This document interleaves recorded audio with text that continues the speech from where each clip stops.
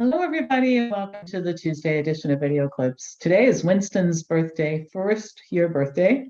He said to tell you thank you very much for all the wonderful donations. He feels very touched that you've chosen to be so generous on his birthday. Second thing, I've got some free stuff and paid stuff. Free healthcare workshops in August. August 10th and August 22nd. The first one is on private practice, leaving institutional healthcare, setting up a private practice. The second one is a sample class. And I go through and teach you a little bit of research, a little bit of practice tips, a little bit of analysis and behavior change and all that sort of thing. You'll walk away from it with a lot of stuff that's really applicable right away, and you might even become enticed to take one of our classes. That would be great too. And speaking of which, September 6th starts the Diet and Lifestyle Intervention course. That's the 15-module course. It's the oldest one we have. It's still incredibly relevant. It covers men's health, women's health, children's health, cancer, heart disease, Alzheimer's, and cognitive disabilities, and also just the whole disease spectrum. There's no homework, and lay people can take the course. There is a final project, by the way, if you want credit for it, but no homework week to week. A lot of lay people take that course because they just want to learn more about all of this stuff. And of course, it's great for health professionals who want to shift the focus of their practice. Next free tour for non-members who want to see what we have to offer and engage in a health Q&A with me is August 16th. And don't forget about our conference. I'll talk more about that later this week. But I got a lot of questions after I did the smoothie demo in last week's video about green tea. All right. So I made the comment that there's not much bioavailable caffeine in the green tea, and many of you had questions about it. So I thought I'd just answer it here in 2 minutes or less. All right. So all green tea contains caffeine. The question of how much is bioavailable depends on what's done to it. So at our farm in China, we hand pick the leaves because when the leaves break, that leads to oxidation. Oxidation leads to more bioavailability of caffeine. We dry the leaves on screens in our own plant with no heat applied. Heat oxidizes, leads to caffeine bioavailability. Then we package it in these beautiful double sealed containers and ship it by air so it's not exposed to any heat, again, to avoid oxidation. And then you're putting it in a smoothie instead of pouring hot water on it, again, avoiding the oxidation. So what you end up with is a product that has as little caffeine that is possible to be bioavailable, while maintaining all of the antioxidant content of the tea.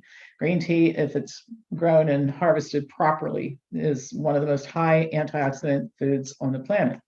Now, doesn't mean it doesn't have any caffeine. Every year we have maybe 3 or 4 people out of the thousands and thousands of people who consume our tea daily who say they have a problem with it, but the vast majority don't, but you get the benefit of the nutrients. So anyway, I thought I'd just clarify that. And by the way, if you have a question about something, just send me an email.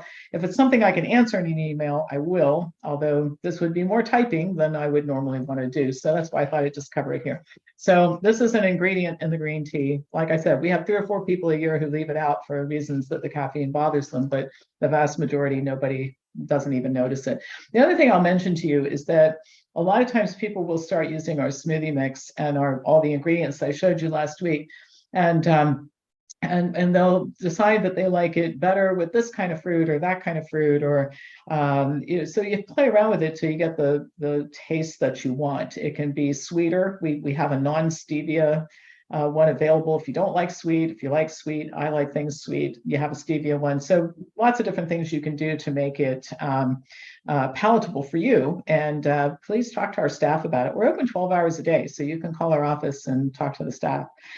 All right, so what I want to talk about today is diet and diabetes. All right, so let's just start with the State of the Union, as it were. About almost 15% of American adults are diabetic. And between 90 and 95% are type 2, with about a quarter of them requiring insulin, which means that they're poorly controlled. Almost all healthcare providers agree that diet's important. Now, which diet is up for debate by some people, but everybody agrees that diet is important for managing or even reversing type 2 diabetes. And also for reducing comorbidities, which include cardiovascular disease and cardiovascular events. And in fact, most diabetics will not die of the diabetes itself. They will die of comorbidities. And if you're needing some motivation, if you're diabetic or you're trending that way, remember the leading cause of blindness and amputation in our country is diabetes. So good reasons to get your glucose levels under control, but based on the statistics I just gave you, most diabetics don't. Well, a recent study might provide some inspiration for type 2 diabetics to pay more attention to diet. Participants in this non-randomized crossover study were adults who had type 2 diabetes, required insulin, had a BMI of at least 27, and A1C levels between 6.5 and 9.5. 15 participants were enrolled in a 4-week trial with sequential 1-week phases. Baseline, what you're doing right now, DASH1, whole food plant-based diet, and a second week of DASH.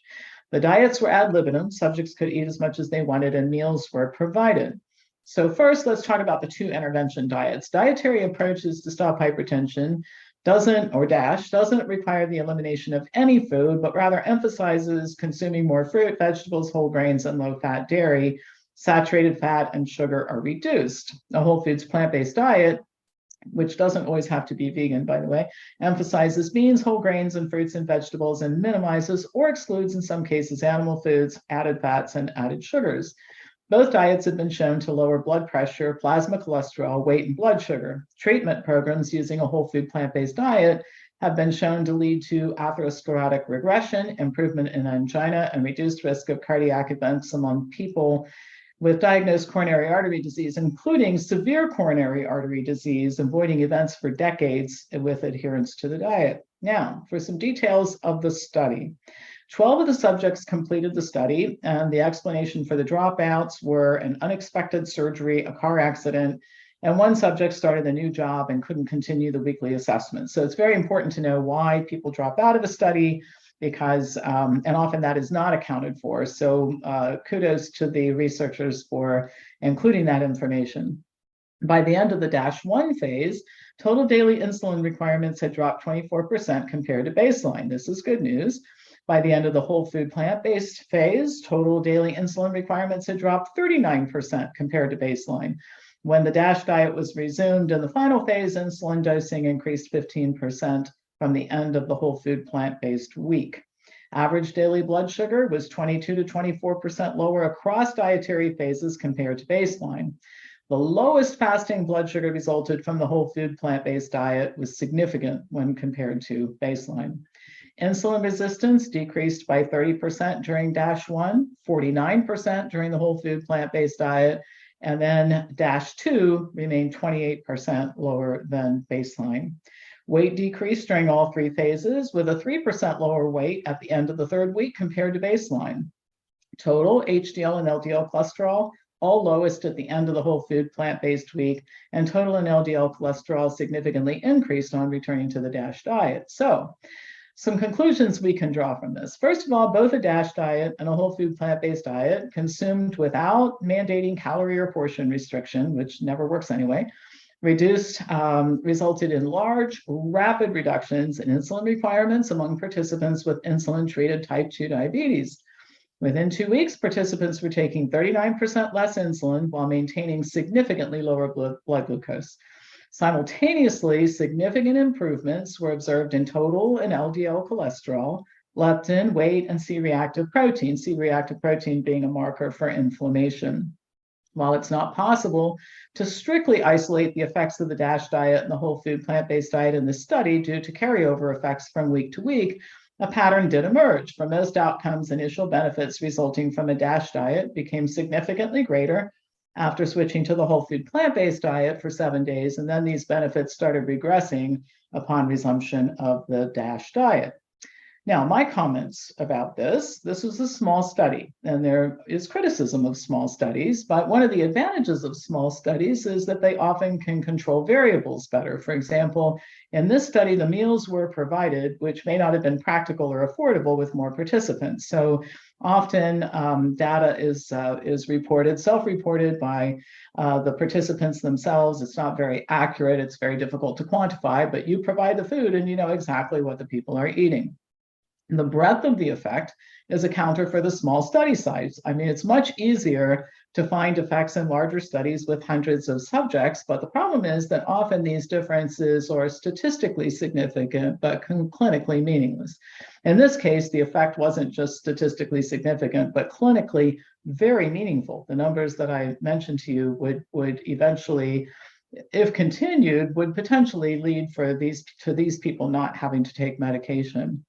The short follow-up time is an issue because everything looks good in the short term, but in this case, the results being as significant as they were might motivate the participants to continue on. So the bottom line is more plant food leads to better health. The more the better. This certainly isn't the only study or the first study that has shown this. This just happens to be a very controlled intervention that the results just could not be more clear. And as to the folks who might say, well, you're talking about a whole foods plant-based diet and a DASH diet, and it's more plant-based and all that sort of thing, and keto diets and paleo diets. The one big difference that I'll point out to you is comparison between health promoting diets that are used for intervention and successful populations around the world. All right, there are no successful populations living on animal foods-based diet, and people will point to the Maasai, for example. Well, their average lifespan is 45 years old. I don't consider that successful, right?